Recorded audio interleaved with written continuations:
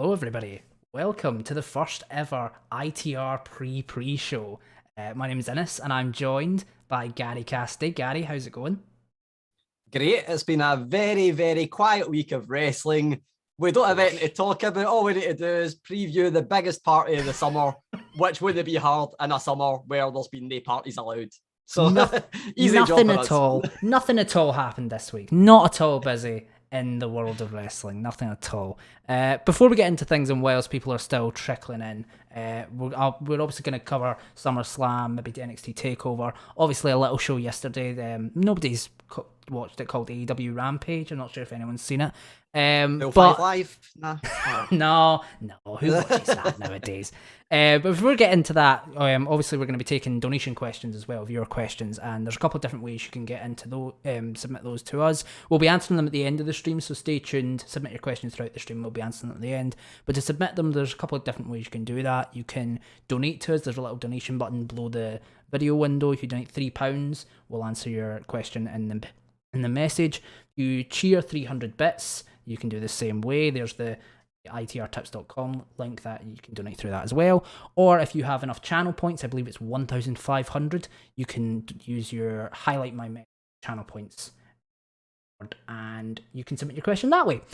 But whilst people are still trickling in, I guess we should talk about this little CM Punk moment that happened yesterday, because it's quite a big moment in wrestling, Gary? I think the thing that for me is the biggest thing about it, I'm, eternal optimist here. I'm going to find something wrong with it, something that's going to make everybody unhappy. For me, the only annoying thing about it is I think CM Punk was the last big reaction that was possible. I know we'll get, when The Rock comes back, when Stone Cold comes back for the one-off appearances, you of course get the pop. The one sadness for me is that there was always the thing, Edge came back, and it's a miracle that Edge came back, and Christian came back, and we've had all the big returns.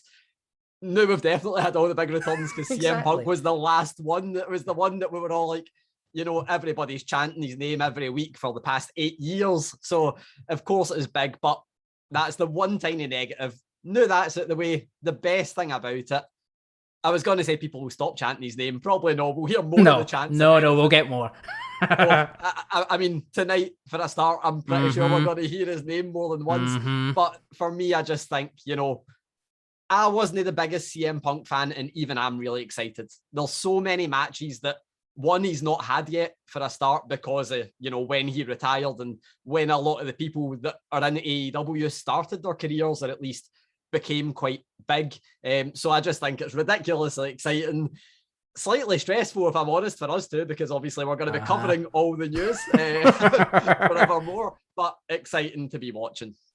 See, it's different for me, because so for those who don't know, I'm kind of a newish wrestling fan. I started watching full on in 2015, so I wasn't around during Punk's golden age, so to speak. So to actually see him live properly, the thing I compare it to is Daniel Bryan coming back, because I also wasn't around when he was around. So seeing him come back, it's I don't know, it just feels so weird, and as if you're just going through like a time capsule back in time, and it's the fact that he doesn't seem to have slowed down a bit. He just comes out and he's as sharp as he was 7 years ago. But I mean, man, the reaction, I think we were all expecting the reaction to be big, but not quite that big. I mean, I think the only thing that could maybe give you that kind of reaction, as you say, is maybe Austin coming back for a match. So, I agree with you on the not being so many. There's not been another return, and the weird thing is we've had all these returns within this 2-year space. We've had Edge coming back, Christian coming back, now CM Punk coming back. What else can this year give us? This is the thing. I mean, I suppose tonight they could maybe give us Becky Lynch, but I don't think that's going to reach the same pinnacle. But that's possibly the only thing that could come close, because I think tonight now, and obviously we're going to get into the card and stuff, but it needs to deliver. If tonight is a flop, then my God, Twitter is going to be a bad place to be. As if it's not already, let's be honest here. I think, so you mentioned that you weren't really a big, you weren't watching wrestling when CM Punk was around. I'm kind of the same, but I'd stopped watching just a wee bit before he kind of became massive. So it was like doing Ring of Honor and stuff when I'd just about stopped watching, but I missed his full WWE run. For me, I know he's good in the ring, and I've went back and rewatched matches, and I've seen the John Cena ones, a lot of times, considering I didn't see them live. But the thing that's exciting for me, I love promos. I'm a big promos guy. AEW, I think there's already so many good promo guys, great promo guys, but CM Punk, he goes right up there. He definitely goes to near the top of the list already. And he's cut one promo. I've got 4 words for you. CM Punk versus MJF in a promo battle. Just, those two bickering on the microphone is just going to be gold. And there's so many different things like that. And whether on its mic or in the ring, you've got like Darby Allin, Kenny Omega, Young Bucks. As you mentioned on the media call yesterday, there's so many new guys that he hasn't faced. And even guys that he has faced. Like, he mentioned, he hasn't technically faced Jon Moxley before. He's faced Dean Ambrose, but he hasn't faced Jon Moxley. Dean Ambrose and Jon Moxley are 2 entirely separate entities. So there's so much stuff you can get to here. And obviously we're going to see what he's like on the ring and it all out. But who do you want to see? Who's your dream opponent for CM Punk now? See, they're kind of getting one of them out the way early, because Darby Allin I love, and I think those two, everything apart from their in-ring styles are very similar. Their in-ring styles couldn't be further apart. Like Darby Allin, reckless disregard for his well-being, but I just think that it's going to be great seeing those two together. But Innes, you are, you forgive me for saying you're quite young, so I don't know how much you remember about Sting's previous runs. Sting has a tendency to be betrayed by any wrestler he aligns with. So for some reason, I've got that stuck in my mind, but I don't care. No matter what happens, I think it's going to be brilliant to see. And I'll chuck a cheeky dig in. It's probably going to be better than any of his UFC fights, no matter how bad CM Punk is in the ring. It's not a high bar, let's be honest. But I genuinely, I think, considering how good he was before, I don't think it can deteriorate that much. No. And I think it's the kind of thing where we always talk about it, in terms of wrestling fans. What is the best match ever? And one that always gets brought up is The Rock versus Hulk Hogan. And that is the kind of match where, they did almost nothing. Obviously they did stuff, but in comparison to what you would call 5-star matches, or what a certain journalist would call 5-star matches, they didn't do much in terms of wrestling moves. CM Punk, I think, is in the same kind of boat where it doesn't need to do much. We seen it last night. It didn't do much until, he had the crowd in the palm of his hand by Living Colour playing, and then a couple of steps on the ramp. Then he could have probably cut the worst promo in history, and it would have still been loved. He did, exactly. Which is good, but he could have. The thing is as well, people talk about how, is he going to be as good as he was in the ring, 7 or 8 years ago? We've kind of already had proof that that's probably not going to be the case twice this year. Edge coming back has been phenomenal. Christian came back, 5 months ago? And he's been, new. So, and we've obviously seen reports of, people saying Punk is, as good as he ever was and stuff like that. But I don't think we'll obviously get to see it properly until All Out. But it's I think there's so many matches and so much potential. I personally want to see, I really want to see Kenny Omega versus CM Punk. I think I'm more of a wrestler guy than a promo guy. I love a promo, but I love a good match as well. I think Kenny Omega versus CM Punk. CM Punk at his peak could be a brilliant storyteller. And I think Kenny Omega is just this pure wrestler. Those two could create magic. But obviously, we've got to wait to see what's down the line. I also think the fact that CM Punk having a fire lit under him in the form of a company that is essentially competition, even though that word is, it's debatable as to whether it is, but that fire lit under him, I think he's going to be a guy that wants to do everything he can to try and sink the competition. So of course. I mean, we saw that right away with him mentioning Britt Baker within the first line. Yeah. That shows all you need to know. He's focused on the young guys, which is going to be... That just shows how over Britt Baker is. That's exactly. That's what that does. Exactly. Obviously... So that was yesterday. Tonight, we have SummerSlam, the biggest part of the summer, which has a interesting card, to say the least. I mean, we've got 10... Interesting's a word. We've got 10 matches. I imagine most of them won't be on the main show. They've not moved anything to the pre-show yet, but I mean, they're meant to be finished by, 8 p.m. on the dot because of the boxing fights nearby in the T-Mobile Arena. I don't think they're going to fit 10 matches on the main card in 3 hours. Surely. No, I mean, we've seen this on many occasions. It's been a wee bit better, recently in terms of short pay-per-views have started to become a thing, but with crowds in a building, when it's a WWE pay-per-view, we more often than not get a very, very, very long show. Obviously, there is that slight restriction on it that there's a boxing match happening. We don't care about that fake sports, who cares about boxing? It's not a thing for us. Unless it's Mike Tyson turning up in either WWE or AEW or Floyd Mayweather. I mean, who cares? The ones that come over to wrestling we care about. The rest of them. But the fact there's that restriction on it, I mean, my one instant worry, again, eternal optimist, I'm always finding the positives in life. My one worry would be that some matches that are earlier on the card go a little bit over the time and then we get a rushed finish. Especially with the matches that need the longer time. Stuff like Seth Rollins and Edge, stuff like Roman and Cena.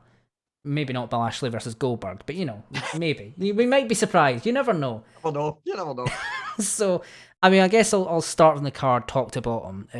I'll start with the matches that I think will probably end up on the pre-show, because there is some that I think are more obvious than others. First of all, we've got Alexa Bliss versus Eva Marie with Doudrop, the latest match to be announced. Now, I don't know about you, Gary, but I'm not a massive fan of this whole Alexa Bliss Lily stuff. I'm going to catch my bets and say you're not either. I can sense some slight restraint in that statement as well. I feel like you're not actually telling us the whole truth there. Me holding back? Never. No. So for me, the weird thing is I don't see this being on the pre-show. I think a lot of people would be happy if it was on the pre-show because a lot of people skip the pre-show. But for me, I think, I'm finding it hard to be excited about much to do with this. And annoyingly, it's none of the performers' faults because I think, I always say it, Alexa Bliss, I think she's smashed everything she's been given at the park, but there's only so much you can do when you're given rubbish.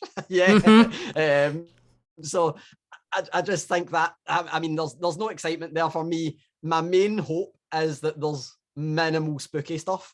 Minimal. If the doll doesn't wink, I'll be happy. That's my only hope. If the doll doesn't wink, it's gonna do some mad shit. The winking's the start. This is the bottom. We're heading to the top now.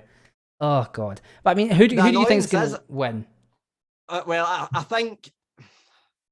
I mean, I feel like if Alexa Bliss loses, the internet will go even more mental than if she won via doll tactics. My hope would be that they have Doudrop turn, and I hate calling her Doudrop, so I'm going Viper Niven. Let's just Piper Niven, whatever. I'll go with the conventions. But I really hope that Lily turns into a human and Piper Niven is said human, and we've had the wee teases with the wave and the bunches in the hair, albeit ages ago, but I'm clinging on to the hope that that's where we're going with some kind of storyline progression.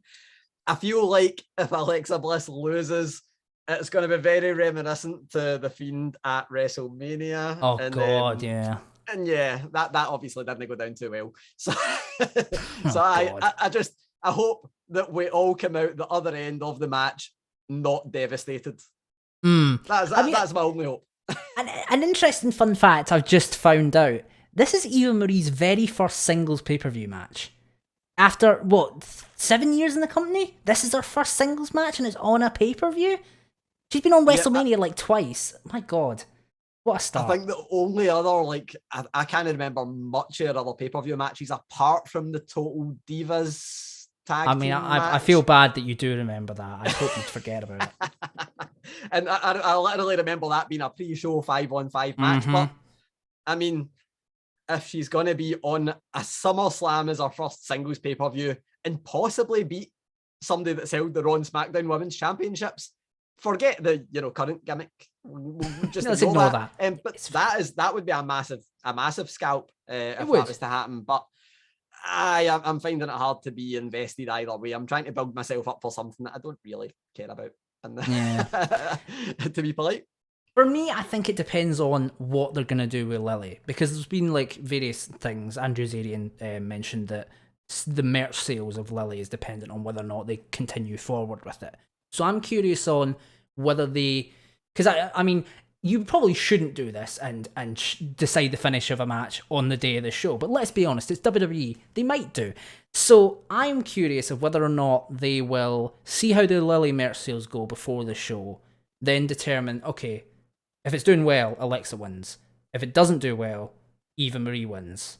I mean, either way, if Eva Marie wins, as you say, it's a huge rub for her beating someone who's fairly highly touted in the company. I mean, former Money in the Bank Women's Champion, Raw SmackDown Women's Champion. I mean, she's done pretty much everything you can do on the main roster as a woman. So it would be a big rub for her. I hope Alexa Bliss wins, because I'm not too against the spooky stuff. Lily I don't like, but stuff like the mind control stuff is hokey, but I'm not hugely against it, as long as it's not used in like, as long as it's not used in like a sense of, oh, she just mind controls the champion and pins it. That's different. As long as it's in its own little segmented world and she does silly stuff from time to time, then fine, there's a place for it. But obviously the high end, her getting more wins, is a championship match, so I don't know if they can keep it segmented in its own corner, but we'll see how it goes. Here's where everybody turns off, because I'll say that I really did not mind the fire stuff that was going on with her and Randy Orton. I really did not mind that, and I was still kind of like, I'm willing to see where this goes. Sadly, we're about, almost a year later, there's no win anywhere. But the one thing that you mentioned there that is the slight worry is that, if perchance they are deciding the finish on the day, that would lead you to believe that the match is not going to be the longest, greatest match ever. Which, I mean, considering it's an Eva Marie match, might not be a bad thing. Although it's Alexa Bliss, so you never know. She might take her through a good match, but we'll see. So I'll go to another singles match in the card. We'll leave all the championship matches till last. Drew McIntyre versus Jinder Mahal. The former WWE champion takes on his longtime rival. The stipulation is that Veer and Shanky are banned from ringside, and Drew McIntyre is allowed to bring his Claymore sword to the ring. Gary, do we see Drew McIntyre skewer Jinder Mahal with a sword? I mean, I'm undecided. I might veer towards no. Veer not being a pun on the name of it. But so this is the kind of thing where I kind of have to remove myself and say, as a kid, would I be believing that, Drew McIntyre may stab Jinder Mahal? If I was, 5 or 6 years old, maybe. So maybe that stipulation isn't for me, but it's just the kind of thing that as adults, when you hear that stipulation, you're like, what's the point? like we know he's not going to use it, particularly when we're out of the Thunderdome era. Like there's just nothing going to happen there. No. Annoyingly, this match, if you'd have asked me about a year and a half ago, I'd have been ridiculously excited for this match because I know you're a huge Jinder Mahal fan. Of course. I mean, one of the greatest WWE champions of all time, I think would be an understatement. Of course. I mean, Drew McIntyre, obviously, we're biased. We all love him in Scotland because first ever Scottish WWE champion. They've got the history, the stories there, but I don't know. For me, I just feel like the crowd have kind of turned a little bit against Drew McIntyre, and I get it. This is probably part of his, we don't really want him to drop off TV altogether, despite it would probably be better if he did return after a wee hiatus. You don't really want a guy to not be earning 11 by not being on TV. But for me, it was in the main event picture way too long. They had him hold on to the title way too long, and then it just meant that we're trying to power through for that crowd moment, that big pop that he didn't get at WrestleMania almost 18 months ago, and we clung on for that long that the crowd turned on him. It's that full Batman quote that I'm not going to recite. But for me, I just feel like, annoyingly, I'm a wee bit excited by, the Undertaker, the Canadian Indian badass that we've had with the bike and all that. I quite like that full new direction. I don't know who Shanky pissed off a couple of weeks ago when he had to sing Happy Birthday and then get hit with a chair 20 times. It's like, man, that's whatever I get paid for that wasn't enough. Definitely wasn't enough. But for me, I think pains me to say it, I would have Jinder Mahal win this one. Oh, see, I'm a Jinder Mahal fan, and as I watch Kenny McIntosh have an aneurysm in chat by all capsing one of the greatest WWE champions ever, I mean, I don't understand why this match isn't a Punjabi prison. I feel like it's tailor-made for that. No, because I feel like if we never see another one of those ever again, it will be too soon. Because you have Drew McIntyre with a sword, right? This is going to explain the gimmick. So Drew McIntyre comes in with a sword, but Jinder lowers the cage and he's like, aha, you can't get to me. But Drew just cuts open the cage. Then it makes it a thing.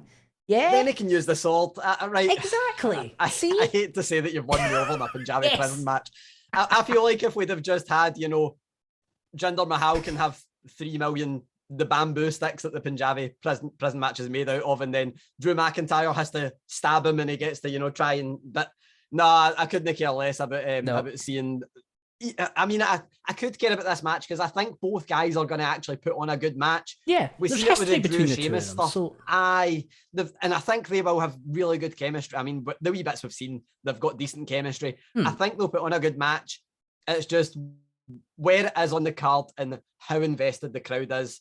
As we know, a crowd, the night after the person that we're not going to mention the name of again, because we've said his name about 3 million times at the start of the show, the crowd are probably going to chant his name at some point during the show. It could possibly be during this match if the Drew McIntyre hate is still happening for WrestleMania. See, it's interesting because Drew, since he lost the WWE Championship, I wouldn't say he's been on he's kind of gone from the main event down to wherever you see Jinder Mahal, right? And I think there's value in having Jinder beat Drew, and there's value in Drew beating Jinder. I think a lot of people obviously want to see Drew beating Jinder, but what does that give Drew McIntyre? Because before this, what was Jinder really doing? He was just he got introduced in the bite. Exactly. He came back and beat the man who has destroyed Karrion Kross on many occasions, Jeff Hardy. On main event. On main event with his faction, and then they pretended that didn't happen and done the exact same thing on Raw the next week. I mean,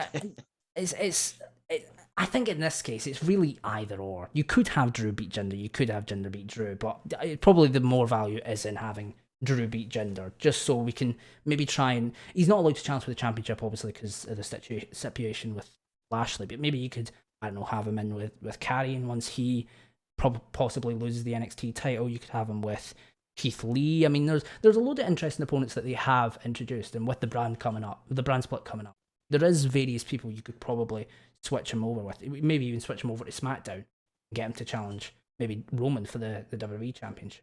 I think that's the move, because I've been saying it since Survivor Series last year. The chemistry they had in the ring, and they protected Drew with the finish, despite it being a submission finish. I thought that was a match where I came out of that match going, I want to see that again sooner rather than later. And we're almost a year down the line and have not seen it again. So. But I mean, there's loads of different options, but I think Drew winning would probably be the more valuable option. The last singles match in the card without a championship, Edge versus Seth Rollins, building up obviously from Seth costing Edge the WWE Championship match with Roman at Money in the Bank last month. This is probably going to end up being like the biggest work rate match, I would say. Out of everyone in the card, I feel like these two are probably the ones who are going to give us the longest match and like the best pure wrestling match. But who do you see? For me, this, you've hit the nail on the head there. Apart from what we think is going to be the main event and John Cena Roman Reigns, this match is the most exciting for me. And I mean, there would be no real matches that would be more exciting than Roman Reigns, John Cena. So this is about as high as you can get for me in terms of me being really excited for a match with, let's face it, no real stakes, but great story behind it. Like, because I mean, Edge just came out of the Universal title picture. Maybe we get Seth Rollins in it, but then you're probably looking at heel versus heel, even though you would have a great story there with Roman Reigns. This, again, years in the making. I mean, most people, even if you don't remember it, you've seen it on SmackDown over the past few weeks. They've showed the almost neck snapping incident that happened.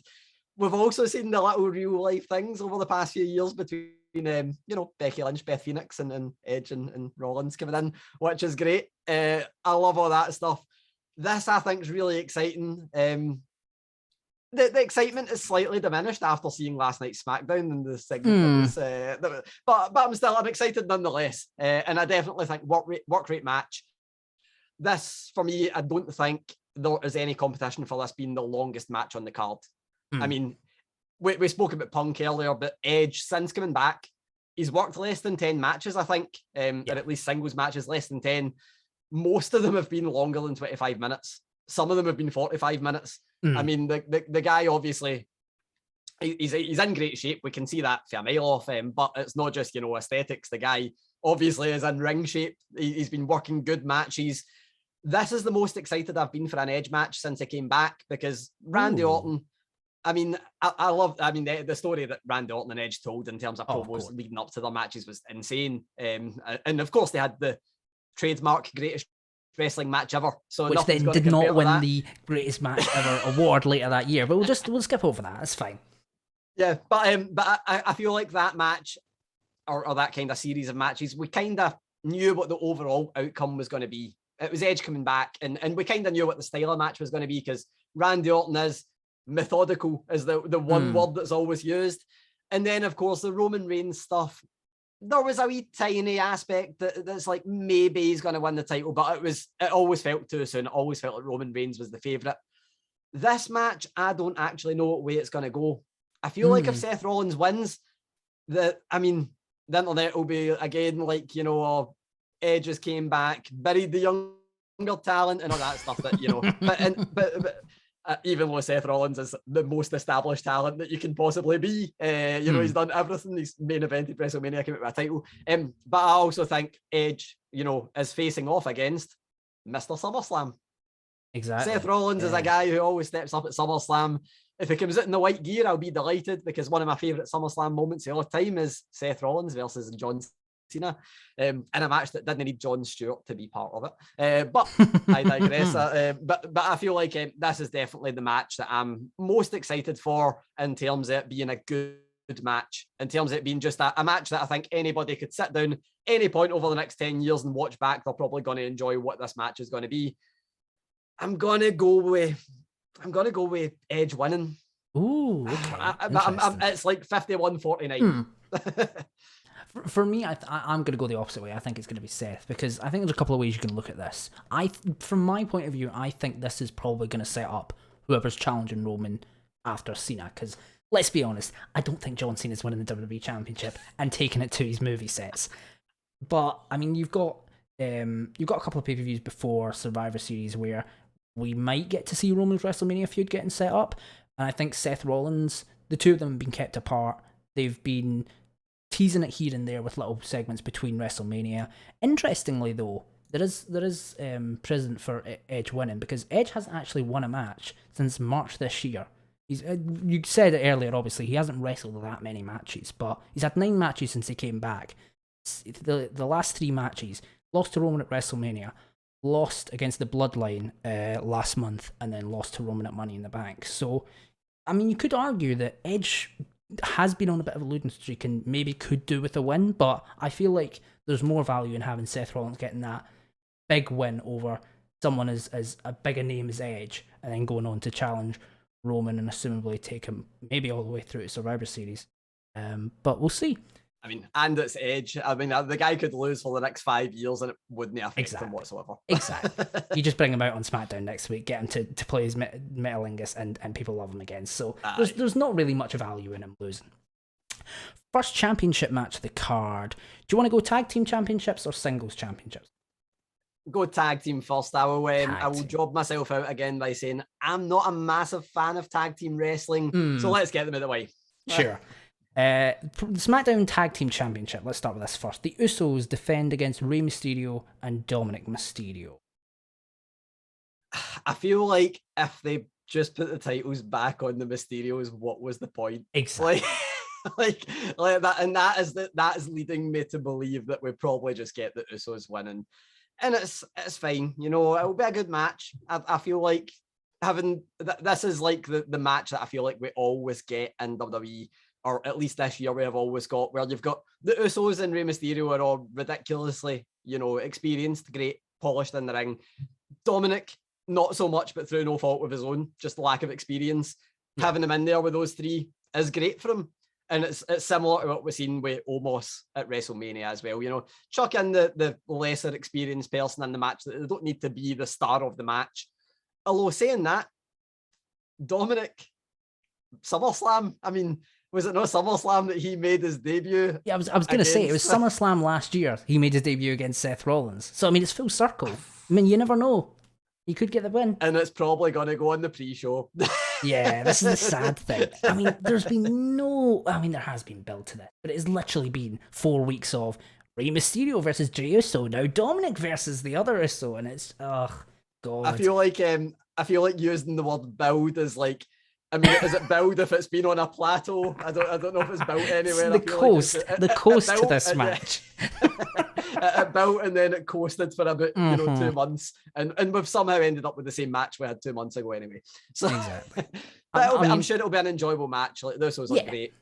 So yeah, the Usos and the Mysterios can put on great matches, and they have been putting on great matches on SmackDown. It's just a shame that there's been no like story injected in that to make it more interesting. I mean, we're not in a different position than we were when the Usos won the Money in the Bank match, the titles at Money in the Bank a couple of months ago. So I mean, I would suggest the Usos retain the titles. I suspect as well that we'll probably be on the pre-show.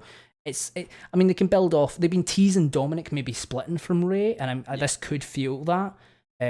But yeah, I would suspect the Usos retaining probably quite early in the pre-show. It'll be a fun match, but there's not really too much to discuss here. I feel like the only intriguing part of it that makes me think, where will it go? I mean, WWE's tag team division isn't the most stacked. I feel like there's two obvious teams that would be the next contenders in either the Street Profits or Otis and Chad Gable. So it just depends what one of them's getting the title next for who they're beating out of the two. I mean, you could bring up people from NXT. There's the draft coming up. There is a chance to like shake up the tag divisions, but yeah, at the minute there's not a huge amount of people that can challenge, which is a shame. I feel like it's less a shake up, and it's more that like, see when you've got two Tic Tacs in the bottom of your box and you're trying to like get one of them out. I feel like that's more what the tag team division shake up would be. What an analogy! Only here on the pre-show do you get that kind of analogy. Raw Tag Team Championship. RK Bro, Randy Orton and Riddle challenge AJ Styles and Omos. I think RK Bro will win. Which I don't think is a controversial opinion. I mean, like, RK Bro, I mean, they've been building up, but it's had a weird build. Like, Randy RKO'd Riddle, and then Riddle was like, oh, you're just doing that to teach me how to do the RKO. And then he's a complex fella, or Randy, you know, but he's like, he mixes hate and love together. We've seen it before with him apologising to people. I don't really buy it. It's been weird. No, it's been so odd. But I mean, AJ and Omos have been good. I mean, they've been as well as they can do as tag team champions. Omos has been improving steadily. AJ Styles is as good as AJ Styles always has been. RK Bro have been a really interesting tag team. I mean, they had the weirdest thing over the last couple of weeks, but I do think if anyone's going to dethrone AJ, this is probably the time. I feel for me, I think both things have equally run their course in terms of where they should be. RK Bro, I feel like they need to win the tag team titles to progress that story and get us to the eventual split, because it seems like, you know, WWE love these mix and match teams. We absolutely love a mix and match team that you can mash their nicknames together and make a thing. The one thing I'm very glad we've not got is the mashed music, because that would be terrible. Oh God, that would be horrendous. But I feel like that's run its course in terms that it needs the titles to progress, and I feel like conversely, AJ and Omos has run its course in terms of, if we keep going with it, it's probably going to be a bit too long. Yeah. And I feel like we've had, you know, the perfect introduction to Omos. I think they've done everything they had to do with him to get him to be, I don't want to say established, because obviously the guy isn't going to be like the most crisp in ring guy for the next couple of years. He still needs to learn how to, you know, work. He's been working like a big guy quite well. They've protected him well, but he needs to kind of nail that down. I feel like we could see a wee split here between AJ and Omos. I was going to say that. It'd be weird to... You could do it, but the problem is, Omos doesn't do like a lot of promos and stuff like that. So you still probably need someone as like a manager or something like that to supplement that. But I don't know who you would put in that spot. No, you would need to have like, oh, do you know who would be great? And they already teamed up in NXT. Malcolm Bivens. He Oh, would be the guy. just stick But him in again, NXT. Just put him back in NXT and put him in Diamond Mine. Diamond Mine need more people. Why not? they kind of do. They definitely do. But I think that it just seems like there has to be something there. The weird thing is, it feels like there has to be a split to split those two up, but I don't know if we're going to get like an AJ Styles versus Omos program. I know. Because, I mean, how is AJ going to Styles clash Omos anyway? I don't think that's going to happen. You never know. You never know. I mean, if they did something like that, Omos, I think, would have to win. I feel like you need to have Omos win. AJ could take that loss. Omos established him, beating a former WWE champion. Maybe put him in a singles title feud after that, but... Yeah, I mean, it's interesting as well because we were just saying that when we were talking about how they're teasing splitting up the Mysterios. So we're going to get 2 splits teased in one show in each tag title match? That seems weird. Maybe they split one of them out. I was going to say, it seems like only one of those would happen because also, I mean, kind of mentioned it, but they're no rich with tag teams. They kind of need to keep some tag teams together. Exactly. Although saying that, I feel like the Viking Raiders are like right about there. Maybe they're RK Bros next challengers, but then again, that's a weird kind of half face dynamic where nobody's actually. It's the grey area that we had like 2 years ago that everybody hated. So, but I feel like it's time to switch the titles. RK Bro, and I think the live crowd will go nuts for RK Bro winning the titles as well. Before we go into the singles titles match, someone I've noticed that isn't on this card who has been featured pretty regularly on SmackDown is Baron Corbin. Now, I've got an idea for what you could do with him on SummerSlam. SummerSlam, we're in Las Vegas. Las Vegas, famous for its casinos. Baron Corbin in a casino. He wins big. He's like at the jackpot. I don't know what you do in a casino, I'll be honest. You do like slot machines? I don't know. Yeah. He wins big. Roulette, yeah.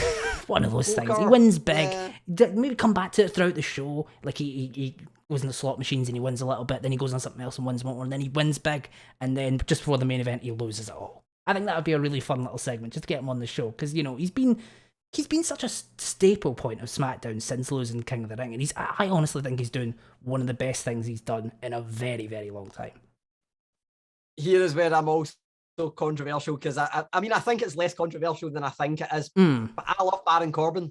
I think Baron Corbin is superb. Like, so do I. Everything he does. I think it was near the start of his SmackDown run, and he done a thing where I still am not sure if it was a deliberate slip or if he did actually slip, but then he sold the injury for the rest of the match, and it just stuck with me. And I feel like he's the kind of guy that everything he's been given, he has absolutely smashed it. Like he's knocked everything out the park.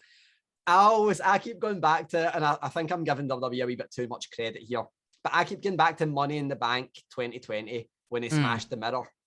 And I'm like, oh God, I forgot about that. Yeah.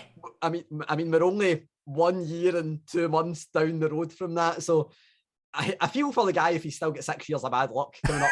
But it seems like he might have a wee bit more bad luck coming. But it has to be on the show in some way. And I feel like you might have hit the nail on the head there. Las Vegas. Las Vegas is all about money and gambling, and they definitely have to do something with him. The one thing I kind of don't want them to do that seems a bit predictable, it seems like he might try and cash in Money in the Bank and get in the way of a match.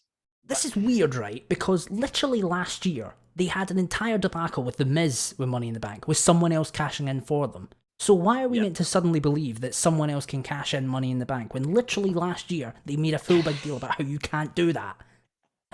Oh, God. Because the rules are not rules. They just get made up as we go along, and we just nod and smile and accept them. Exactly. And we're not supposed to remember anything from before the last 3 months. That's all you're allowed to remember, nothing else. I feel like that. I think that the main, obviously to get Baron Corbin on TV and for the entertaining segment, but I feel like this is so that we don't have the awkward point where we're wondering why Big E hasn't cashed in tonight. I think there's got to be that might be the reason. But I don't really care. Keep Baron Corbin on TV and I'll be happy. Exactly. Sheamus defends the United States Championship against Damien Priest. This has been a really weird storyline involving Miz and Morrison. I think we might see Damien Priest to win his first singles title here. I am almost certain of it. I feel like, and for me, Sheamus has been like one of the best things about WWE for the past 2 years. Ever since he's come back. I mean, we thought he was retired at one point. I think it was spinal stenosis or something similar. Like since he's came back, I mean, he's been in some amount of terrible storylines and angles. The Jeff Hardy every time he's got in just the ring, at the start oh my God. God. Oh God. Oof. Aye, that was like the single. I mean, it was great for me because I remember breaking the news. I took my own horn there.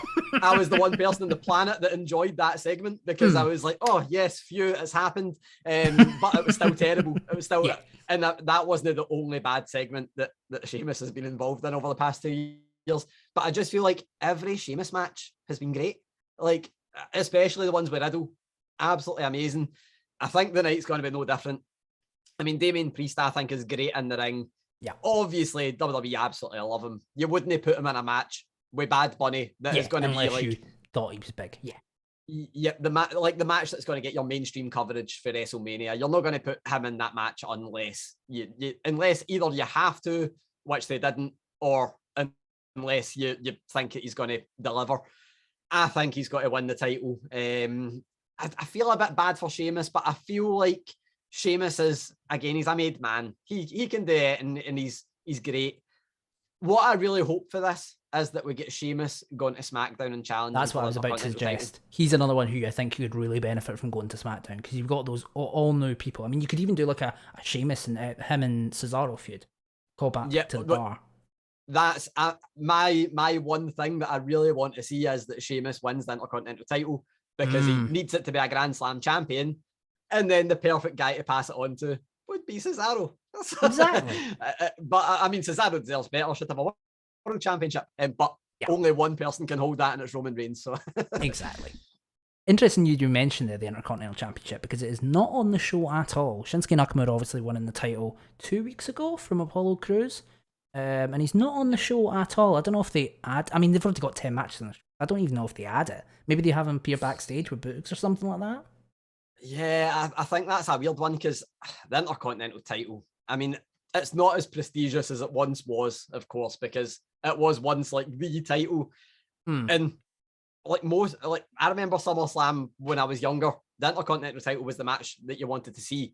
I mean, British Bulldog, Bret Hart, and most of them feature Bret Hart, actually. I was going to say Mr. Perfect as well. But like the Intercontinental title and SummerSlam, I feel like just go hand in hand. Yeah. But there's only so many matches on the card, and it's not quite as prestigious as it once was. And I just feel like maybe it's the right decision because if Shinsuke's just won it, what are you going to do? A rematch with Apollo? I mean, he probably benefits as well from being in a backstage. I mean, you've got Rick Boogs, who's mostly a character guy, so you could probably just have a fun little backstage segment, them and Aziz or something like that. Maybe even a legend turns up, something silly like that, gets him on the show. I don't know. It'd feel weird if he wasn't on the show at all. So I think we maybe see him in a promo or something like that. Yeah. Where are we going next? SmackDown Women's Championship. Bianca Belair versus Sasha Banks. Maybe possibly up in the air. They were still advertising it on SmackDown last night, but obviously there's been the reports that Sasha was not at SmackDown. Bianca was, and there was obviously the unforeseen circumstances issue, but as they're still advertising it, let's assume that it's going to happen. So Bianca Belair versus Sasha Banks, WrestleMania rematch. But Gary, who have you got? So I would have actually thought that this might have been a time to get the belt back on Sasha Banks, just because, again, you don't like. I feel like Bianca has been a good champion, but they've kind of been making her cut the same promo for a few times, and I always feel like with baby faces, like I always look at it like the world's simplest film. You've got like the beginning, middle, and the end, and then when you get to the end, you've got the happy ending. But you don't really want to have that. You know, I mean, the sequel can't just be the happily ever after. Like you kind of need to have some kind of trial again. And I always think having the heel as a champion, babyface chasing, it's the simplest thing on the planet, but it works. And that's why it is like the best simple thing ever. So for me, I always would think, take the belt off the babyface. WrestleMania at SummerSlam is a good wee time to hold the title. take it off them at SummerSlam, start the cycle again. Then you have your babyface win the Royal Rumble and challenge the heel again. You're sorted. You can just go around in circles with the same old nonsense, which is definitely not what WWE do with their fresh storylines that we see every single week, I should add. But never. I feel like it was the time.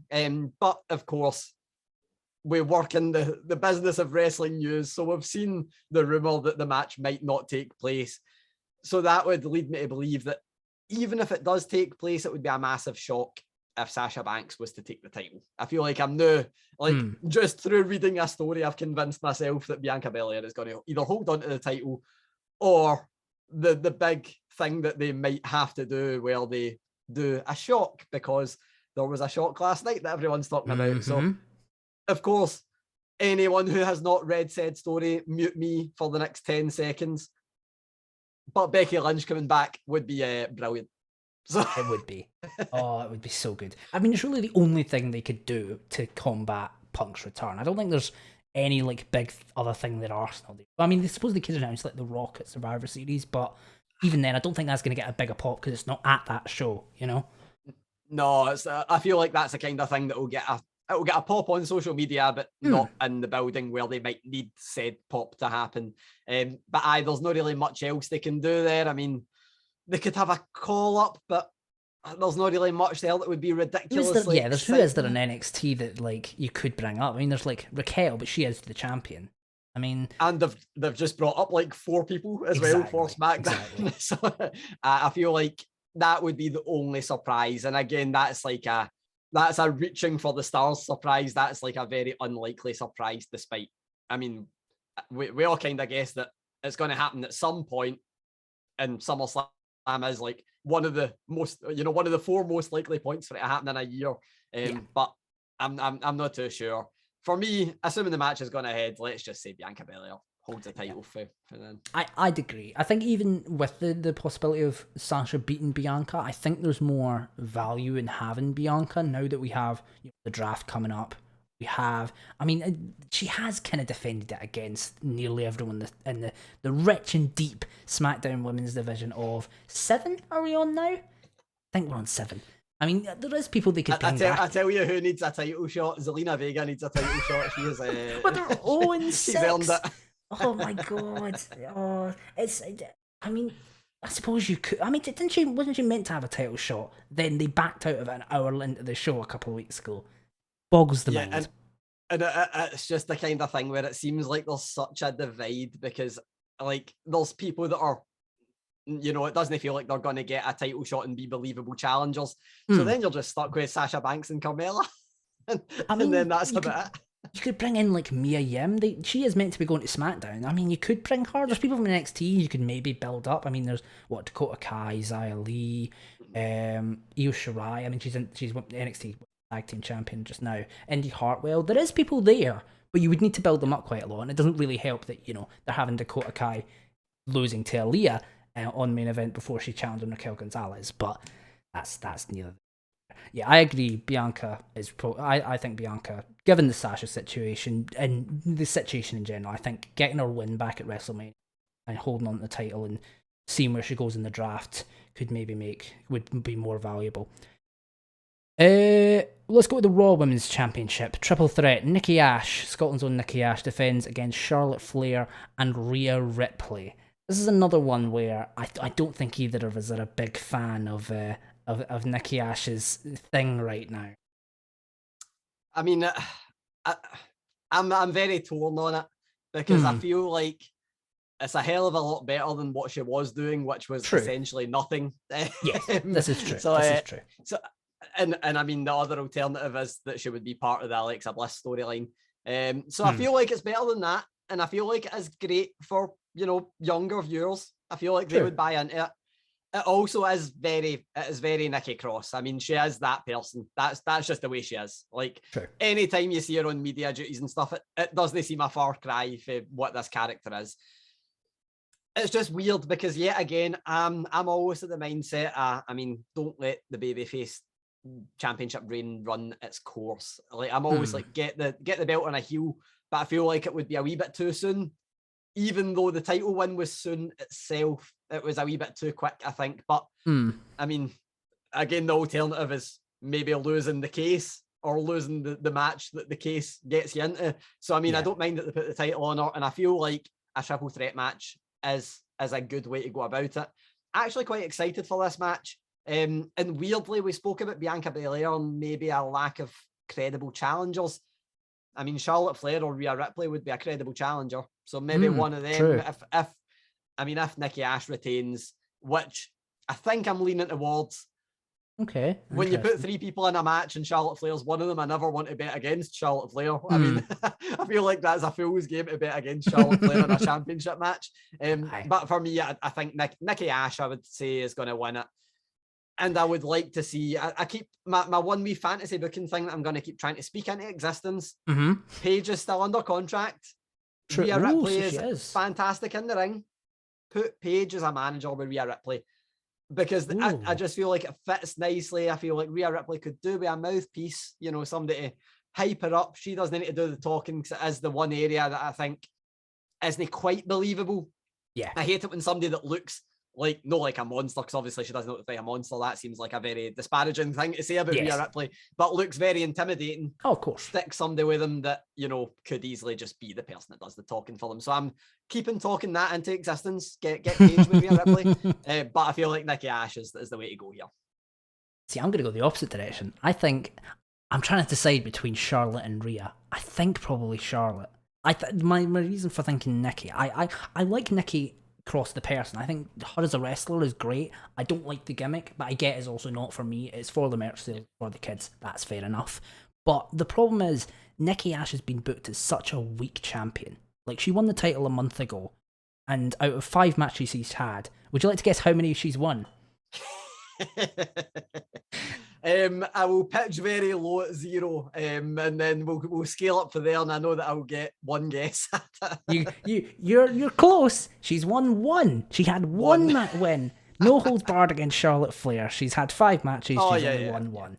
So, I mean, it's a shame, because she's really been booked as a bit, I don't want to say a chump, but she doesn't seem like a serious champion. You know, she cashed in Money in the Bank kind of on a fluke. She won Money in the Bank kind of on a fluke, and her only win has come kind of on a fluke. I suppose she could win this match. Again, it is a triple threat, so I suppose the Charlotte and Rhea getting so involved in each other that they don't count on Nikki like rolling one of them up or something like that. You could do that sort of story. The cynical part of me will say that Nikki Cross or Nikki Ash gets taken out before the match, and then those two destroy each other, and she comes in and scores a pinfall.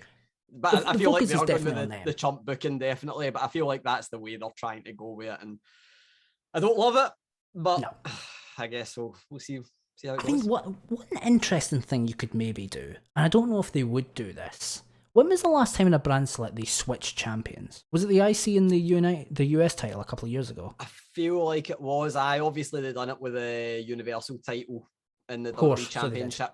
So they did. I think 2 years ago. But again, I do that because I mean the blue belt would look better on Nikki Ash. You switch Bianca Belair and Nikki Ash. That gives both of them whole new opponents. That's basically a whole new dynamic for both of them. SmackDown is considered right now the A show, so maybe putting Nikki on that show boosts the merch sales. I mean, they've not done it with a women's championship before. Maybe this is a good time for it, especially if maybe they do switch to Sasha and then Sasha goes to Raw. There's loads of different stuff you can do here. But I there is a decent chance of Nikki Ash winning, but I think probably either Charlotte or Rhea picks up the win. Between the 2 is we've covered all 3 of the exactly, we've covered all the options. There we go. Not Universal. WWE Championship match. Bobby Lashley defends against Goldberg. Do either of us think Goldberg is? Because no. Is this his second match this year? Yes. So he's gone. He's gone. And I feel like without giving the game away too much, I feel like Goldberg always losing title matches is the way to go. I don't want to see him holding another title. No. But I feel like Fiend. No, that's still that's still good. We don't talk about that. No. But I weirdly, I actually don't hate this as a match. No, it's about as excited as I've been for a Goldberg match, barring the Drew McIntyre one, which I was excited for, but I felt like it was curtains for Drew because it was Goldberg. Barring that, I feel like in terms of the actual match, I'm actually quite interested to see how this goes, because I think we're just going to see spear, and that's just the way it's going to. I mean, the theme of the night's going to be spears because we've got 4 folk that do them, even folk that do them on the card. But for me, I feel like this is probably going to be, I mean, less than 5 minutes, I think, is me hedging my bets very safely, probably about 2-3 minutes. Yeah. And that's all it needs to be. Goldberg loses, Lashley looks like a monster. We keep him strong for whoever's next, and we're sorted. I would, if this was before he had the Drew match, and as you say, if this was his first match of the year, I would be strongly suspicious that Goldberg was winning. But after the Drew match, I'm pleasantly excited for it, because before the Drew match, I was terrified that Drew was going to lose. But now that we've seen Goldberg lose, and the Drew match was actually not bad, it was a good match. Yep. And I think Lashley is someone who will probably gel with Goldberg a little bit more. He's that bigger guy. He can probably play the power game with Goldberg a bit more. So I feel like, Lashley is going to retain. I feel like he's going to have possibly one of his better matches since he came back. I mean, we've not really seen him wow people, really. I don't think since the Brock WrestleMania match. I can't think of really many other great ones he's had. I mean, no, not many. No. Definitely not many. He's not. I mean, he's not a in-ring technician by any means. But no, for me, I feel like, again, my main hope for this isn't even to do with the match. It's that next time we see Goldberg, it's not in a championship match, and I get why they do it, because casual fans obviously are going to tune in for Goldberg. I don't know how many of them do anything like that, but I feel like that is at least the mindset, is that, we might as well put him in a title match because he's Goldberg. Casual fans like him. He needs to be high on the card. We don't have enough appearances to get a story. Yeah, so I mean, I don't hate it. If Lashley wins, again, it's the same with Drew. It's a good scalp from him again. Exactly. He's going to come out looking stronger, and it's fine. I mean, if Goldberg wins, though, I'm probably going to turn off the TV and cry. I'll keep my eyes glued on the Twitter account if that does happen. Before we get into the main event, we did talk about it a little bit earlier, but obviously with Punk coming back, people are expecting some sort of surprise. Do we see Becky Lynch turn up on this show? I would like to say so. I feel like, I mean, people are obviously going to hit it with the counter-programming, reactionary, all those kind of words. But that's wrestling, and that's kind of what wrestling has to be, because if they don't do that, I mean, I don't think WWE's ever going to get left in the mud. I mean, that's just not going to be a thing that happens. But I do feel like they need to still book an exciting show. And the main hope for me, as has been since the start at AEW, is that they get to a point where they make WWE book really fresh shows. Exactly. Because it's the one criticism that I've had. I'm watching Raw every week where it's like, no, the same again. So I think if by any chance they were planning on a Becky Lynch return at any point in the next few months, I mean, chances are she's going to be there anyway, because Seth Rollins is there, wrestling. It's one of the big 4 pay-per-views. She's been backstage at a load of pay-per-views recently. She's got her hair orange again, so she's good to go. We're sorted. If you were going to do it at any point this year, do it now. You might as well. At SummerSlam, there's not going to be another big point this year, apart from Survivor Series, which I think is a lesser pay-per-view than SummerSlam. I'll leave that there, and people can probably slate me for it. But I feel like if you're going to do it, you might as well do it now. So I think we need to, even if it's not to do with any matches, even if she just comes out and announces she's back and then disappears. Yeah, that's good for me. Before this show and before Punk happened, I would have said it was a 50-50. But after seeing the reaction to Punk and the frankly monstrous pop he got, I think they need to have something in the bag to try and top that. I mean, we saw earlier today, I think the Punk thing at the moment is still trending on YouTube at like within the top 10. It's insane. I feel like they will probably pull out something to try and counteract that, and I think Becky Lynch is probably the best way to go. Main event, well, what we assume is the main event, WWE Universal Championship match. Roman Reigns defends against John Cena, their first match since, I believe, No Mercy 2017, where Roman won. I believe their only match, so Roman is currently 1-0 over John Cena. Does he continue that streak and make it 2-0? I mean, I already said that with Charlotte Flair, well, if you're going to bet against John Cena in a title match, 9 out of 10 times you're going to be on the losing side. But I just, It's. There's no way. I was gonna. You can't. There's no chance. I mean, unless you do something like he's on that Madison Square Garden show, so he does have at least one more appearance. If you want to do something mad and have him win it and then Roman win it back, potato. Exactly. But then I feel like if you do that, then you're giving Roman's big win after I think now a year of him being back to John Cena. That feels like a waste. I mean, it doesn't feel like something we wouldn't have seen on WWE before. True. This streak. But no, I just, yeah, exactly. I feel like there's almost no chance. I'm going to cover my back there and say almost no chance. It's weird. How far are we down the line? We're like a year down the line and it still feels too soon for Roman Reigns to lose the title. Which is an indicator of how good he is. The fact that he's still feels this fresh a year in. Mm-hmm. I mean, he has managed to pop me in promos, which 3 years ago I did not think that was possible. I've said it up until this year, and I loved the promo where it was, "This is my yard now." Best 5-line promo I've ever, 5-word promo I've ever heard, ever. It's probably 6 words, I've not counted them, and I've probably jobbed myself out in the maths front there, but all good. But no, for me, I just feel like the guys come on leaps and bounds. Apart from potentially Becky Lynch, who, might return, Roman Reigns is like the thing that's full-time in WWE right now. He's the thing. He's the thing that people tune in to see. Yeah. Maybe Sasha Banks is somewhere, just underneath that and is still up there. I mean, she was in The Mandalorian, so I'm not going to say that she's chump change by any means. But Roman Reigns is the star. He's the flagship guy. If he is going to lose to somebody, I mean, John Cena does make sense, but I feel like you've got to get the. If you do this match as a tease that Super Cena is going to take the beating and then somehow almost get it, and then Roman Reigns beats him, I think that's the way to go. That's the perfect booking that you can do. Roman Reigns comes out looking strong. John Cena isn't weakened too much, and we're sorted. I feel like it's the way to go. And then if The Rock is going to come back at Survivor Series, getting miles ahead of myself, if The Rock is going to come back at Survivor Series, you kind of want Roman to still be champion, and then that to be the main thing, even though it goes against everything I've said about Goldberg coming back for a title match. Get The Rock back in a title match. We're sorted. I mean, Sondra made a very interesting point in the chat that I'd actually forgotten about. On SmackDown, they did add the stipulation that if Roman Reigns loses, he quits WWE. So I feel like that makes it super, super obvious. There is no way Roman Reigns, at the peak of his game, quits. No chance. Does he have a non-compete, or can he show up in Dynamite on Wednesday? Could you imagine? Oh my God. I think... I don't really have anything to add, so I feel like the more pressing question is probably John Cena doesn't beat him here. Who does beat Roman Reigns?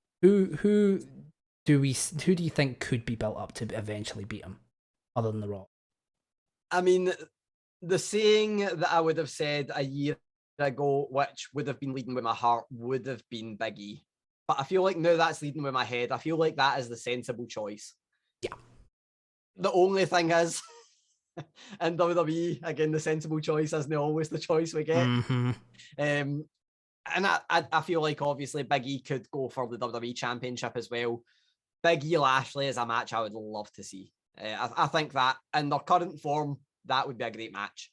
So I wouldn't have any problem with that being the match that we get, the Money in the Bank being a thing for. Especially if the possibility was Roman Reigns beating Big E. Because I don't want Big E to be a failed cash-in. That wouldn't be fun. If it isn't Big E, though, I mean, there's not much. No, there. It really isn't. You'd need to build someone up. Again, I feel like you can build someone up. I feel like Rollins is already established in that way. Big E or someone else like that, someone new, would probably be a better spot. I think Big E's probably the obvious one.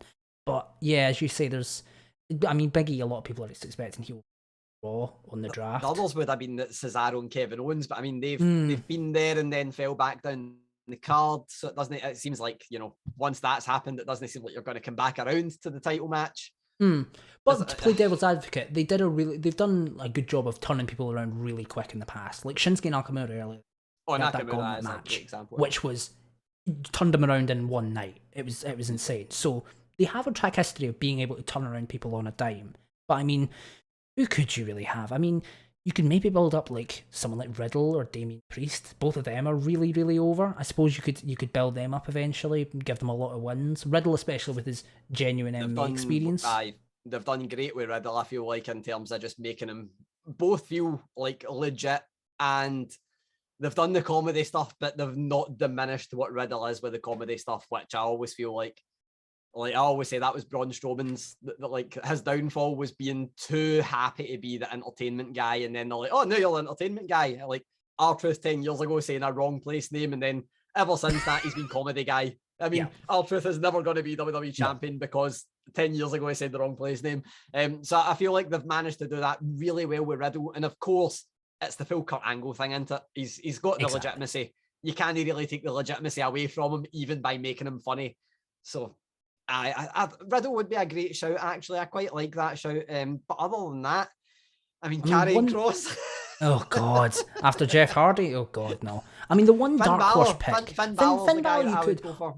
The problem is they've been thinking, the way they've been booking Finn Balor recently with the whole Roman Reigns thing and going, oh, I don't want to face John Cena, but I'll face you, as if Finn Balor is in nothing and wasn't just NXT champion for like a year. So...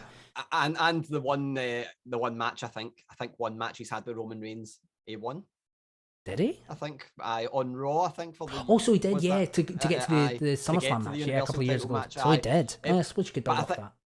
I feel like that's a really good story, especially since he's just been screwed out of the match by Baron Corbin and then John Cena. Maybe you have, the next pay-per-view have Baron Corbin versus Finn Balor, or I mean, it doesn't need to be a pay-per-view, and then have Balor there. But again, Finn Balor's not exactly the young guy that's going to win the title because he looks very young, but he's 40. So I mean, speaking of young guys, a dark horse pick that I just thought of, Gable Steveson. If you build him up enough, it would take a while, but could you, in a year, train him up enough, get him on the main roster? I mean, it depends on whether or not he has the sort of adaptability to wrestling that Kurt Angle did. If he can be a Kurt Angle, I mean, easy. But let me throw two other words. Parker Boudreaux. There you go. Oh, that's God. The next big thing. Oh. That's what you want. It looks like Lesnar. Give him the title straight away. And I mean, I think SummerSlam, I know that it wouldn't be. I gave it SummerSlam next year. Let him do the Lesnar versus The Rock thing that happened, and you're sorted. But I feel like, for me, Balor would be the obvious pick. But again, it just doesn't seem likely because he's age and because he's, he was on Raw and then backed into NXT, and it just doesn't seem like a fit. So keep it on Roman. Keep it in Roman for 8 years. Make him Bruno Sammartino. We do have some time, so I'll quickly dive into the NXT card because there's 6 matches, so we should be able to get through this fairly quick. Pre-show, we'll go through this quick because it's the pre. And do we really bother about the pre-show that much? Ridge Holland takes on Trey Baxter. I feel like Ridge Holland has to win. He's been built up as he's only just come back a couple of weeks ago. Trey Baxter lost in the breakout tournament a couple of weeks ago. Ridge Holland is the guy. Trey Baxter isn't. It is probably going to be the quickest match of the weekend, I would say. I mean, I don't know, Goldberg's wrestling, so maybe not. But, true. I feel like it's the most one-sided, unless somebody was going to screw Ridge Holland out of the match, but that's not going to happen. Ridge Holland's winning. That's going to be the start of his momentum build again to getting back to where it was last year. The only non-championship match on the card, but probably maybe the most interesting on the card, Kyle O'Reilly versus Adam Cole, 2 out of 3 falls. First fall is a traditional wrestling match, second is a street fight, and the third, if they need it, which they always need it, is a steel cage. This is really interesting, because it all depends on if Adam Cole is staying in WWE or leave, and I think this match will be a really big indication of whether he does or not. He did say earlier this week, interestingly, that his Twitch isn't going anywhere, which is interesting, because obviously the WWE main roster, they're not allowed Twitch. So does he have an exception? Is he leaving? Is he staying in NXT? I feel like this match is going to be a big indication. Wink, wink, nudge, nudge. I am gone. I think that's the way I read that. For me, the only surprise would be if we didn't get to the third match. The 3 matches. They're like, nah, you can all go home. We're not having a cage match. It's not good. They've got the cage set up on the top, and you just go, oh no, we can't use it then. That's a shame. It would be a genuine surprise. It would be. Nah, I feel like for me, and again, my personal interest in this match has diminished slightly, because while I did not hate the first Adam Cole Kyle O'Reilly match, it was way too long, way too long, because I jobbed myself out by joining the NXT post takeover media call that night. In great time. Let me join this call in good time, wee bit early, maybe 15 minutes early. Match seems like it's on the home straight. We're sorted. And before I actually got on the call, I was waiting for an hour and 25 minutes because I was that early. So yeah, I feel like I completely killed any enjoyment I would have for future Adam Cole Kyle O'Reilly matches. My own downfall, really. It was my own doing, but it just means that I'm not quite that excited for this. I just see it as being it's only going to go one way. I mean, it's not going to only go one way, because it's going to be one each, and then there's going to be a final and a final match to solve it. So it's going to go one way, then another way, and then back to the first way. It's going to be Kyle O'Reilly winning, and Adam Cole most likely going to wrestle CM Punk in AEW. I agree. I think Kyle O'Reilly is probably walking away. I think Kyle O'Reilly's been away from the title picture long enough that you can probably put him back in it after this. I mean, if we're going off what I think the direction the main event will go, Kyle O'Reilly versus Samoa Joe. Oh, I want to see that badly.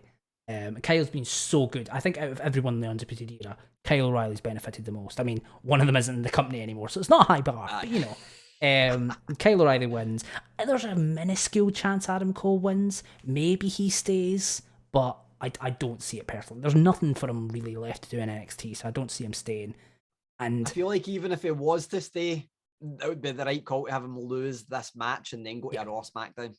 So I mean, I feel like even if he does have that exception and he does go to main roster, does that then annoy other people who had Twitches formerly, and then, oh, this guy's an exception. Well, why are we not the exception? Then that just causes the whole issue. I feel like the more likely thing is he's leaving, going to AEW. Potentially might even be on Dynamite next week. He doesn't have a non-compete if he does, so you never know. But yeah, I would see Kyle O'Reilly picking up the win here. $1 Million Championship match, LA Knight versus Cameron Grimes. If Cameron Grimes loses, he, as well as not winning the championship, means Dead DiBiase must become Cameron Knight's LA Knight's butler instead of Cameron Grimes. Who walks away with $1 Million champion? In the nicest possible way. I really couldn't care less, because it's dragged on so much. Like, and annoyingly, I loved this when it was, when it first was a thing. I think Cameron Grimes is great. He's so good. Ever since he did this like stock thing, it's just been fantastic. Oh, man, it's the kind of thing where I thought it was like a good performer anyway, but then that happened and it just took him to the next level. Yeah, and he ran with it and didn't ever seem like not confident in it. Like, it just seems like the kind of guy, you give him something to do, he'll do it, and he'll seem like the coolest guy on the planet doing it, even wearing a terrible brown jacket and top hat. So I mean, it's amazing. LA Knight, I feel like he's an enigma for me, because I think he's great, but he seems like the kind of guy that I think if Vince had seen him, he'd be like, get this guy on Raw SmackDown. He doesn't seem like an NXT guy. He's kind of like Bobby Roode in that way. I didn't think of Bobby Roode was ever an NXT guy, even though he became NXT champion. He feels like he's not a work rate guy. He's more of an old school guy. He comes from like NWA and stuff like that. I feel like he's good, and I really enjoy him. I enjoy him a lot more than I thought I would. But he doesn't fit that NXT mold. No, it's presentation, and the presentation is 100%. Like, it's 10 out of 10 in every aspect. Bobby Roode in particular, because of the song, the robe, everything. I feel like LA Knight is just, he's got that character nailed down, and maybe what he is, what NXT tried to be for the best part of a year. Maybe whatever shake up is going to happen might lead us in different paths with this. I feel like, I mean, Cameron Grimes should probably win it. He shouldn't lose again, should he? And it seems like the $1 Million title was made for him, and then there was that weird swerve to get LA Knight. But I think that was more of a detour to take us the long way around to get him as champion as a babyface. So I think Cameron Grimes for me. Yeah, I agree, Cameron Grimes. I'm interested. I don't know where they really go from here. Do you make Cameron Grimes like a singles champion defending the $1 Million title, or does he just have it as a prop as he continues up the card? Oh, do you know what I would love, and it's never going to happen. I would love it if Baron Corbin tries to cash in the Money in the Bank briefcase on the $1 million championship. Oh, please, that would be so good. This is the thing. It's such a good idea that it's never going to happen. No. I'm going to be devastated now having thought of that. I hate you for putting that idea in my head. That's such a good idea. My God.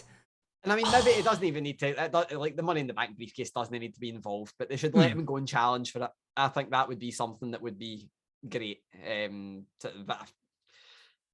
in a dream world, never going to happen. Yeah, true. We have the NXT United Kingdom Championship. Walter versus Ilya Dragunov, the rematch of what many consider to be the best pure wrestling match last year. Who does Ilya Dragunov end Walter's 700 long day reign or something like that, or does Walter's reign continue? I would bet everything I have on Ilya Dragunov winning. I feel like it's time. I mean, it's long overdue, never mind being time. And Walter's great, so he could have held it forever. But I feel like it's time.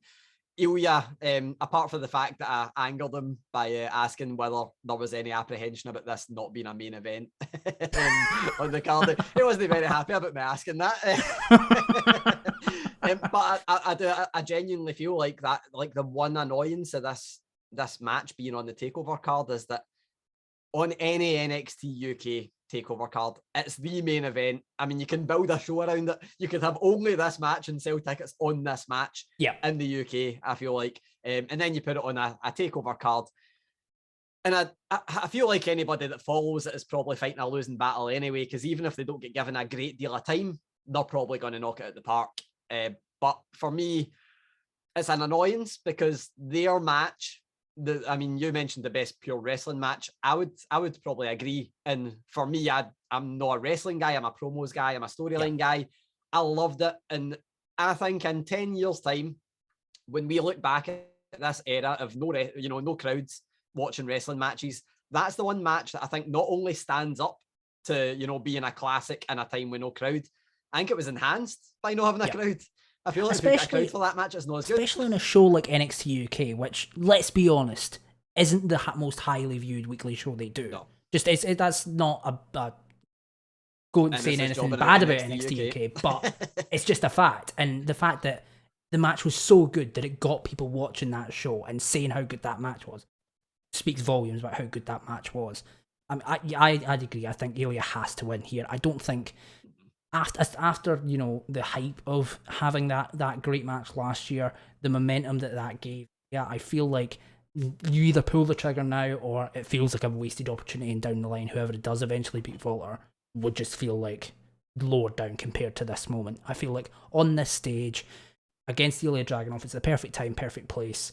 They're going to have an exceptional match. I feel like Walter's reign ends here. And maybe he stays in proper NXT, in NXT US. I imagine, I don't know if there's really anything else he can do in NXT UK. I feel like NXT US is the direction for it. That's the one kind of, I mean, definitely I feel like Ilya, if they don't put the belt on him, it's such a waste, because we've had it's almost not even counting their history in WXW, but I mean, just in WWE, it's been such a long journey. They've done long-term storytelling right. The character arc they've put Ilya Dragunov on has been amazing.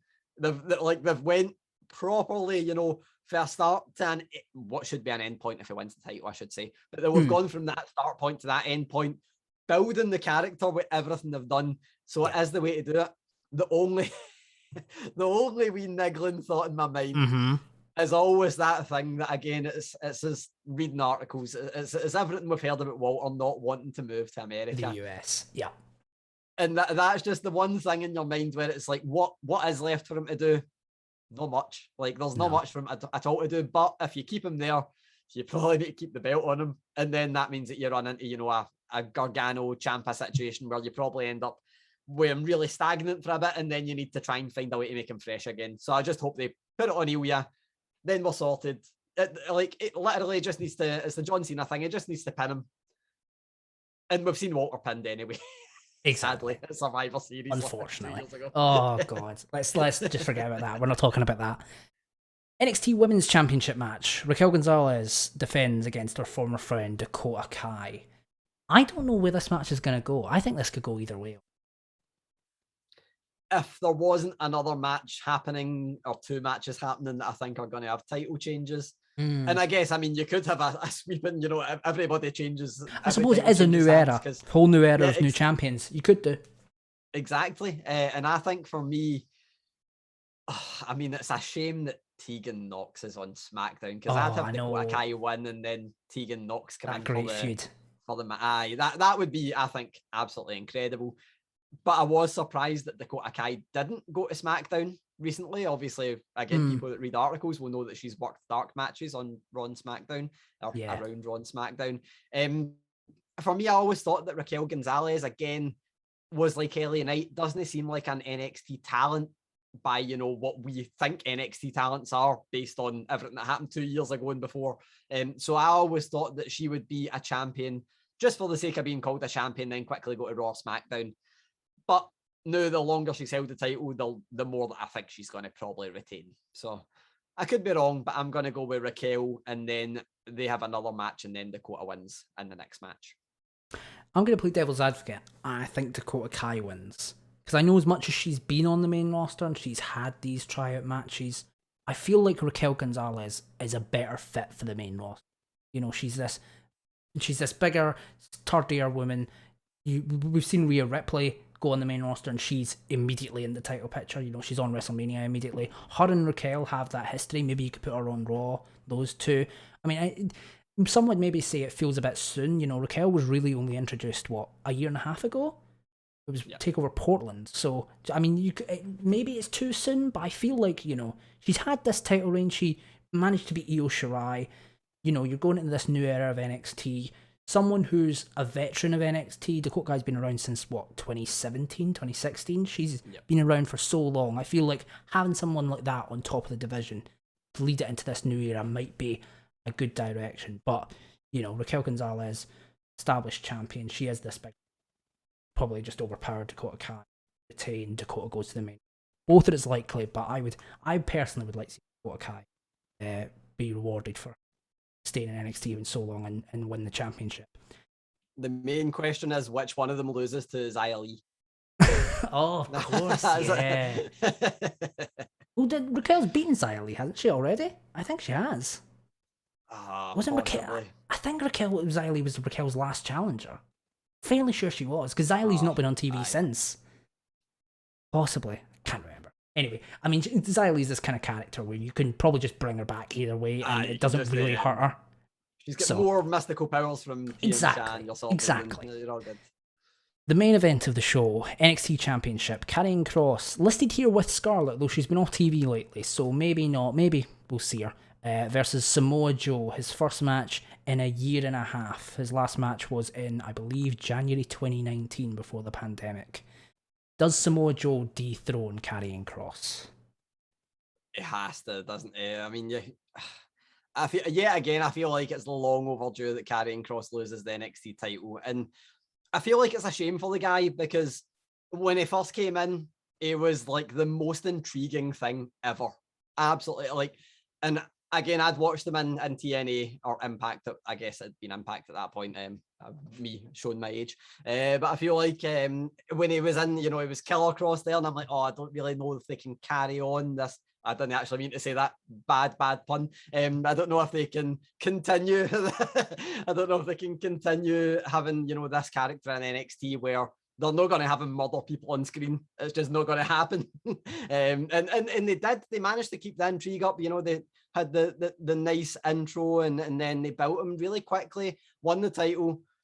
And then I always feel like the downfall was the injury that happened, and then him having to come out and lay the belt down. And we've seen the vulnerability, and it just took a wee something away from him. And of course, when they bring him back and he wins the title, the vulnerability is still in your mind. So it's like, and I feel like that's been a kind of just a wee bit of an annoyance on my part, where every time I've watched him, I've been like, it's not the same, is it? So, and then obviously they put him on Raw and show Huddle's vulnerability, as much vulnerability as he can possibly show. So, I mean, to be fair, since then they've kind of recovered. He's beaten Jeff twice, but he's never going to get over that. Never. No, it's still. I mean, we seen it happen. We seen him lose to Jeff Hardy after Jeff Hardy lost to Jinder Mahal like 2 weeks before. So it's just never going to be the same. But again, Samoa Joe coming in. If you're literally gonna change NXT to be the way it was 3 years ago, give the title to Samoa Joe. He was champion 3 years ago. You're sorted. It's the easiest. I think it's like the simplest booking decision they can ever do. And then yet again, it's probably the kind of thing where you need to build up somebody to take it off Samoa Joe. But when they do, it's big. So aye, Samoa Joe for me all day long. You mentioned something interesting there that, Jeff Hardy beat Karrion Kross, who was beaten by Jinder Mahal. What if Jinder Mahal moves to NXT, beats Drew McIntyre, Karrion Kross retains, Jinder Mahal, WWE champion, NXT champion would be, I think that would, in all seriousness, Samoa Joe has to win, I feel. Karrion Kross going up in the main roster, as you said, it's time. Karrion Kross, it's been weird. I don't really feel like he's gelled in NXT. He had the win against Keith Lee and then he got injured, and I kind of feel like ever then his growth has kind of been staggered. He had the weird fireball thing, which a lot of people weren't a huge fan of. Yeah, I try to as well.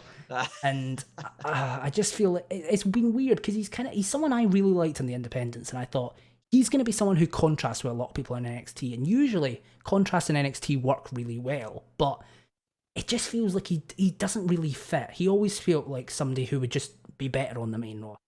And obviously, as we've seen, that hasn't exactly worked out as planned, but they're trying to rectify it. They're trying. But yeah, Samoa Joe, I think, has to win the NXT Championship here.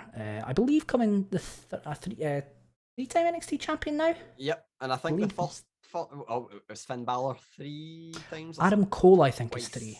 Oh, Adam Cole's Not 3. sure. I think Adam Cole's 3. Maybe Finn Balor's twice. So yeah, I think he joins Adam Cole. Although if Adam Cole's leaving, I think that might just get retconned and we'll just say, oh no, Samoa Joe, first 3-time NXT champion. Samoa Joe will probably lose the title and then win it back the next week just to make it 4. Just to make it 4, yeah. We have a couple of donation questions here. We have a little bit more time, so if anyone in chat has any questions last minute, chuck them in the chat and we will we'll add them in. First one is from someone I don't know if we know him, Ollie also. I don't know if you know him. Nah, no idea. Gary, talk me through the constellations on your shirt. Well, my full thinking was that if I wear this shirt, I can propel into the ether that SummerSlam will be out of this world. That was my full thought process. Did you have that answer prepared? That was a remarkably quick-witted answer. I will take that. I was going to make a Uranus joke, but I decided that would be too I feel like you hit the better joke there. The FUG. Good thing I didn't say that then. That'd have been embarrassing. The FUG, we have covered this earlier, but I feel like we can reiterate again. Does Becky Lynch return tonight? We mentioned it earlier, but I think we both say she does.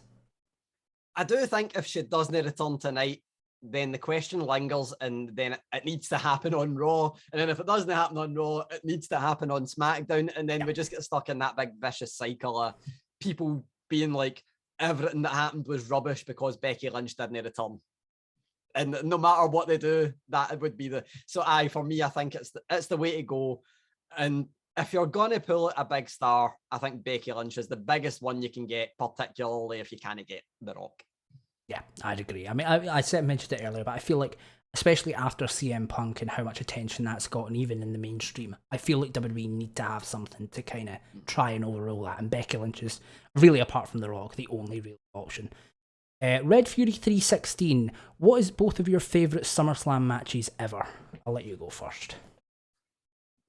So weirdly, the first one that pops into my mind is one that I've never watched back that I don't think was actually a good match, but it's just the one that sticks in my mind.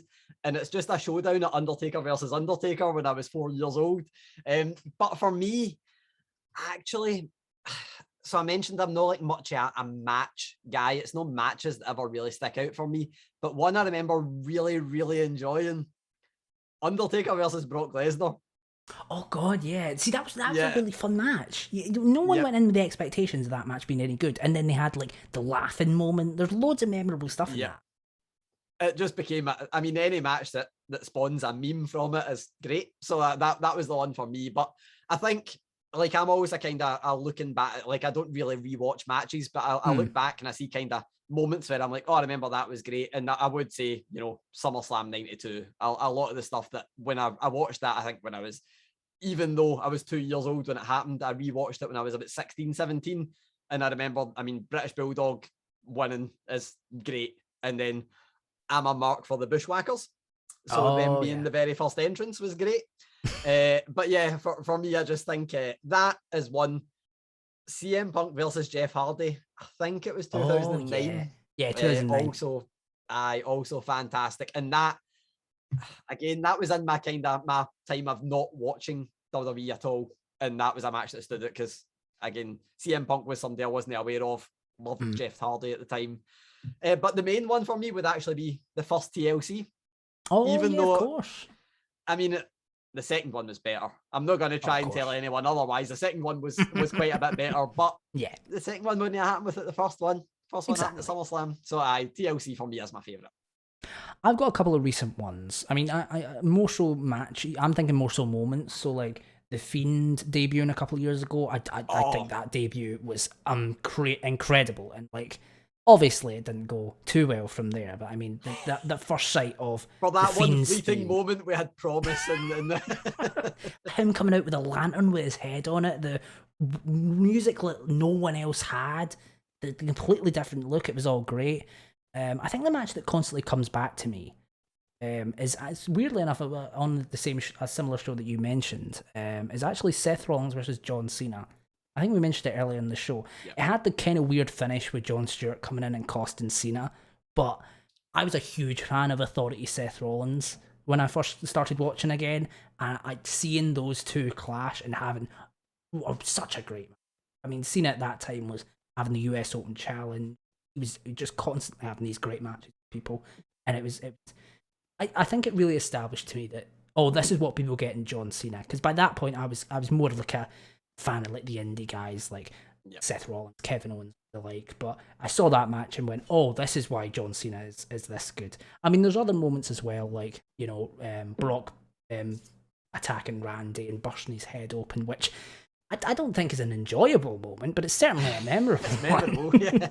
Well, I think that the thing about that Seth Rollins John Cena match as well, just because it was John Cena, I was certain John Cena was going to win. So when Seth Rollins won and was, you know, double champion, I felt like that was also, while it was established at that time because it just won the WWE Championship at WrestleMania, it still felt like a moment where WWE had went, we could have put it on John Cena, but we've went with a younger, less established guy and gave him the moment, even though it was, you know, Seth Rollins, who they obviously had stock in anyway. Spin Kick X asks, who are your first three picks for each brand in the WWE draft? I mean, it's got to be Roman Reigns. If you're not going to pick Roman Reigns, like, what's the point? He's the most watchable thing on WWE television right now. I'm going to refrain from choosing Baron Corbin. Even though I would love to, I don't think it'd be in my top three. But I think you're going. I mean, I would go just for building a division round. I'd go a male, female, and tag team. So I would go Roman Reigns, Becky Lynch, most likely, just for star power. And it's a pity there's no tag teams.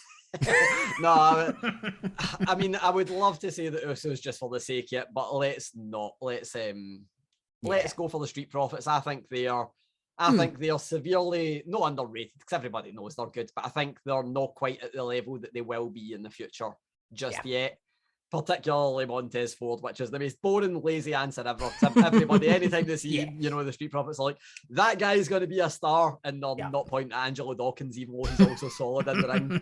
So, but I would go for those three just for male-female tag team.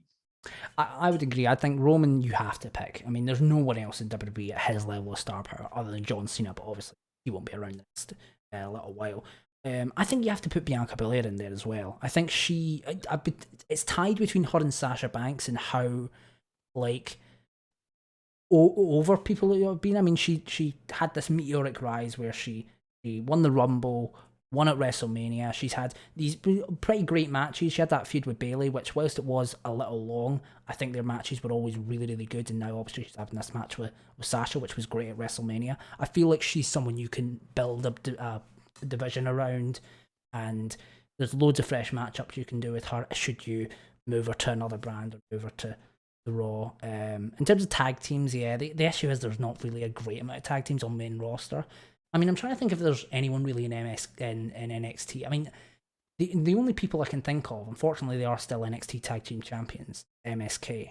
I think, I don't know how well they'll do on main roster because of the size and the athleticism issue, but they are fantastic. They are so good, and they have the kind of similar thing to Riddle, I think, where you can take advantage of the sort of stoner thing and do funny stuff with that, and Vince will probably like that. So I think you could maybe get over the curve of them being smaller guys, like Riddle did, and bring them up to the... I'm devastated I didn't think of them because I'm the biggest MSK mark ever. I absolutely love them, so that's a great pick. Our last question was just redeemed recently. Ollie also, again, coming back for another question. Terrible. Taking up all this valuable question time. Can I get a whole yeah? Oh, God. Is this a meme thing? I don't know what this is. Would the best answer be no? Can we both agree and no? He didn't donate money. He just highlighted his messages. So I feel like he didn't donate. I don't think he gets the value. Now, if he donates, then maybe it's a different story. But for now, no. The highlight message, it's got to up your game, Ollie. But yeah, that's all the questions. And that is the end of our SummerSlam preview. Oh, Assad has just put in one last little highlighted messages. Ennis, can you do a Jigglypuff impression, please? This is a reference to my own streams, just for context. So, I guess I'm going to do this now. Jigglypuff. Oh, God. Oh, no. Oh, I feel like that's the perfect way to end this stream. This has been... This is the first ever ITR pre-show. SummerSlam is anywhere near as entertaining as that last 10 seconds was, we're in for a treat. But that's the first ever ITR pre-show. I'm hoping we'll bring this back. This might become a regular thing.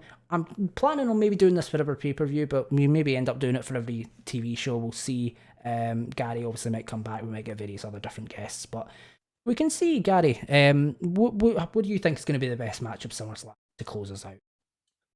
The one that I'm going to enjoy the most, I'm almost certain is going to be John Cena versus Roman Reigns. I feel like, I mean, it's just the match. It's the match that if you're going to book a big match, that is the match that you book. There's no other answer really, unless you can get The Rock. But if it's not that match, the boring answer again would be Edge versus Seth Rollins. A match that I think is going to be really enjoyable, that I think will take people by surprise, will be the Raw Tag Team Championship match. I feel like that's going to be a really enjoyable match that people might not otherwise think would be great. Especially with AJ going in with Randy Orton and Riddle. I mean, he's had matches. We've had matches with Randy Orton before, and I think they were really had a good history. So yeah, there's definitely potential in that. I'm also going to go for the boring answer. I think Edge versus Seth Rollins is obviously up there. Bianca versus Sasha had a very good match at WrestleMania, and if it does go ahead, I think they could be into having another really good match. I'm waiting on Jinder Drew. I wasn't going to do it for the meme, but you know what? We're going to do it now. The best match, obviously, Jinder versus Drew. Sadly, not in a Punjabi prison, but you know we'll get over that. Still going to put on a barnstormer. But yeah, that's the stream, guys. Thanks very much for joining us. We will be back, I believe, on Monday for Inside the Games, and obviously we've got Queen Street Posse and all the other streams. You can check out the schedule to check out what we're doing next. Gary, anything you want to plug before we go?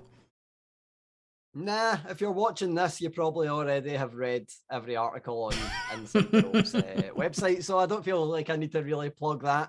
If you do want to follow me, I'm the Gary Cassidy on Twitter, but I will literally just be sharing Inside the Ropes stuff, so you're probably going to see it anyway. Just enjoy SummerSlam and then go and moan at Innes on his own streams and get him to do more impressions of different Pokemon. If anybody wants to ask him to do Snorlax or whatever, that would be good. Please, you're going to... Oh, this is going to just turn into a constant thing now. Oh, God. I mean, you can follow me on Twitter. We've got both of that's down there, at Innes_McVie on Twitter. Obviously, there's itrwrestling.com for all the latest wrestling news. We've got our tour with Paul White coming up in October. I believe there's still about half the VIP tickets left, so if you want to go meet the world's largest athlete, got it right, you can go do that. Glasgow, Manchester and London. That's coming up this October. itrtix.com for the links to that. Asad's posting all the links in chat. But yeah, that's all the stream for tonight, guys. Thanks very much for joining us. Catch you later.